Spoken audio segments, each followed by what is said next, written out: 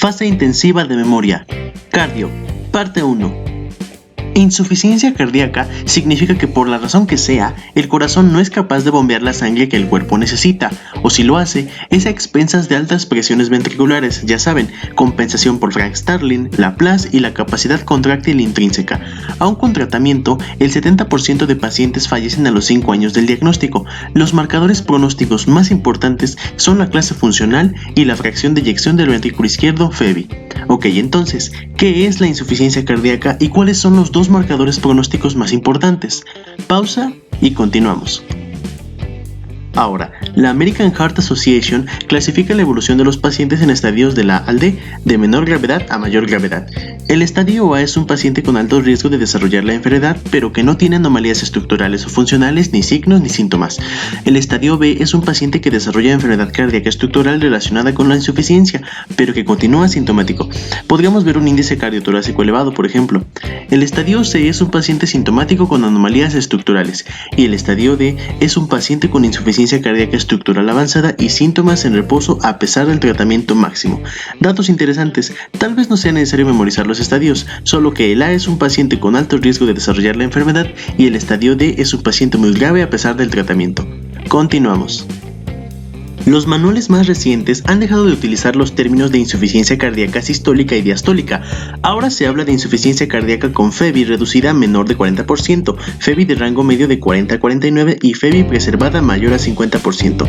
La insuficiencia cardíaca con fracción de expulsión de ventrículo izquierdo reducida, FEBI reducida, se debe a falla contráctil del miocardio con dilatación progresiva. Tiene un valor de FEBI menor al 40%, ojo. Suele deberse a un ataque isquémico, valvulopatías, miocarditis, miocardiopatía dilatada, etc. La insuficiencia con FEBI reducida tiene cardiomegalia, importante. Por otro lado, la insuficiencia cardíaca con FEBI preservada presenta alteraciones en la distensibilidad. Es más prevalente en ancianos, obesos, mujeres, pacientes con hipertensión y fibrilación auricular. Suele deberse a hipertensión, como les digo, miocardiopatía hipertrófica o restrictiva y enfermedad pericárdica. La insuficiencia con FEBI preservada es mayor de 50% por definición y no cursa con cardiomegalia. Ok, entonces, ¿cuáles son las diferencias entre la insuficiencia cardíaca con FEBI reducida, de rango medio y preservada? Pausa el video y continuamos. La insuficiencia cardíaca puede clasificarse en aguda y crónica. La insuficiencia aguda suele deberse a un infarto de miocardio que genera un aumento brusco de la precarga y poscarga y una disminución de miocardio funcionante. Predominan los síntomas de congestión pulmonar y de bajo gasto cardíaco, como edema, pero no el pulmonar, ya que tarda más tiempo en desarrollarse. La insuficiencia crónica es la forma más común. Estos pacientes están más o menos estables en su evolución, presentan reagudizaciones por deterioro progresivo o por factores desencadenantes como una infección, mala dieta o el abandono del tratamiento. Ok, entonces, ¿cuáles son las diferencias entre insuficiencia cardíaca aguda y crónica? Pausamos y continuamos. La triada clásica de la insuficiencia cardíaca es la taquicardia, cardiomegalia y ritmo de galope. De acuerdo a la falla predominante de uno de los dos ventrículos, tenemos una combinación diferente de síntomas. Lo más importante es que la congestión está presente en ambos casos, pero en la izquierda hablamos de congestión pulmonar y en la insuficiencia derecha de congestión hepática, esplácnica y de extremidades inferiores, el famoso edema de miembros inferiores. El ventrículo derecho maneja volúmenes, mientras que el ventrículo izquierdo maneja presiones. ¿Cuál es la triada clásica de insuficiencia cardíaca y cuál es la diferencia más importante entre los síntomas de falla ventricular derecha e izquierda? Pausa y continuamos. Vamos a analizar algunas manifestaciones clínicas que genera la insuficiencia cardíaca.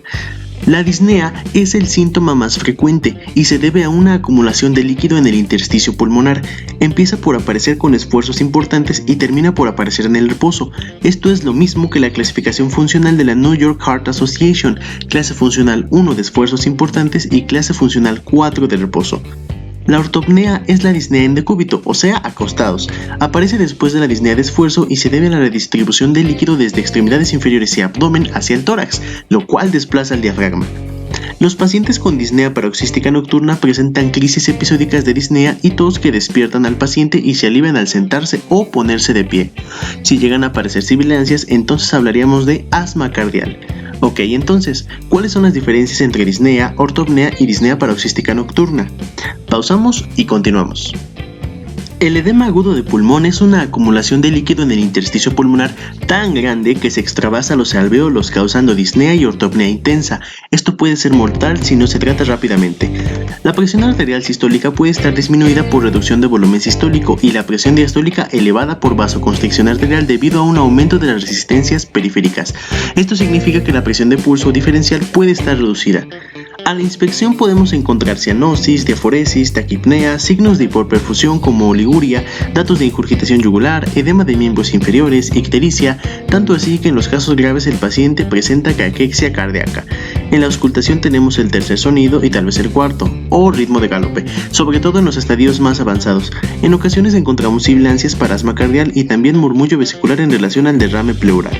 Ok, entonces, ¿cuáles son las características del edema agudo de pulmón? Presión arterial, diastólica, sistólica, inspección y auscultación en los pacientes con insuficiencia cardíaca. Pausamos y continuamos.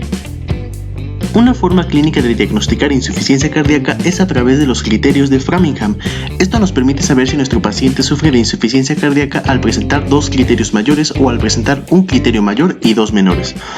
Los criterios mayores son ortopnea o disnea paroxística nocturna, distensión venosa yugular, estertores crepitantes, cardiomegalia en la radiografía, edema agudo de pulmón, galope por tercer ruido, presión venosa central mayor de 16 centímetros de agua y reflujo hepatoyugular.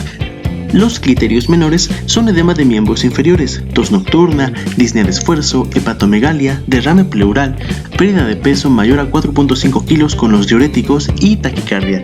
Mucho ojo porque de la triada clásica solamente la taquicardia es un criterio menor. El galope y la cardiomegalia son criterios mayores.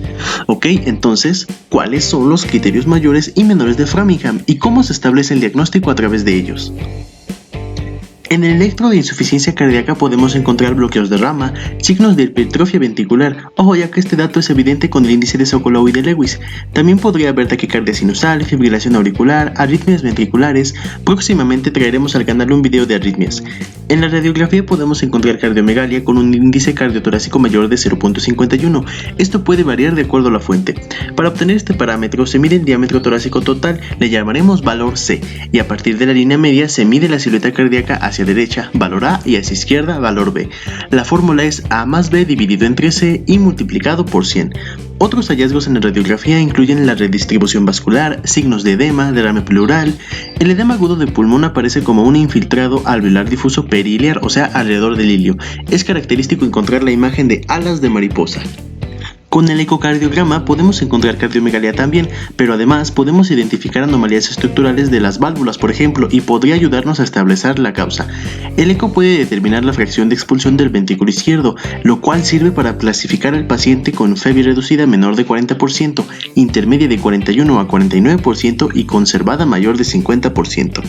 La resonancia es un estudio más preciso y así como es preciso, es caro. Si se necesitan estudios de imagen más sofisticados que la radiografía, lo mejor es empezar por una tomografía. Ok, entonces, ¿cuál es la utilidad del electro, la radiografía y el eco en un paciente con insuficiencia cardíaca? Pausamos y continuamos. En los estudios de laboratorio, los hallazgos más importantes son hiponatremia por dilución debido a la retención de líquidos. También puede haber anemia y ferropenia en las fases avanzadas.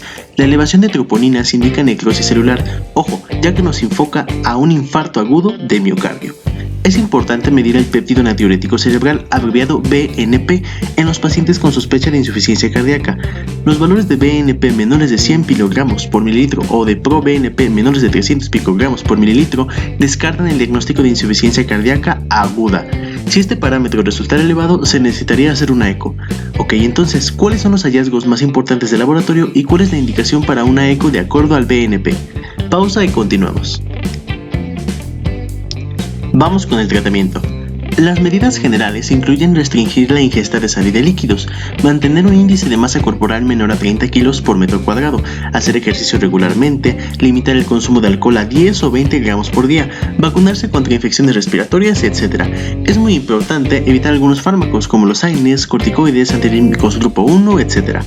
La fuente oficial de info de México, no me pregunten cuál, pero empieza con GUI, maneja un tratamiento diferente para insuficiencia cardíaca aguda y para insuficiencia cardíaca crónica. La insuficiencia cardíaca aguda no se trata con opiáceos de manera rutinaria. Si tenemos datos de congestión, hay que utilizar diuréticos en bolo o infusión continua. Si el paciente ya estaba diagnosticado, se recomienda elevar la dosis hasta 2.5 lo que toma normalmente. Si el paciente no tenía diagnóstico o lo tenía pero no seguía su tratamiento, entonces hay que empezar por 1 mg por kilo de furosemida e ir ajustando de acuerdo a la respuesta hemodinámica, pero sin pasarnos de 6 mg por kilo por día. Si el paciente presenta resistencia a los diuréticos, se puede considerar la ultrafiltración. Si tenemos un paciente con insuficiencia aguda y choque cardiogénico, lo más recomendable es iniciar el tratamiento con un vasopresor o un inotrópico. La ventilación no invasiva está indicada en los pacientes con insuficiencia cardíaca aguda que presentan congestión pulmonar o acidemia sin alteración del estado de alerta. Si tenemos choque cardiogénico, deterioro neurológico con Glasgow o insuficiencia respiratoria, hay que utilizar ventilación invasiva.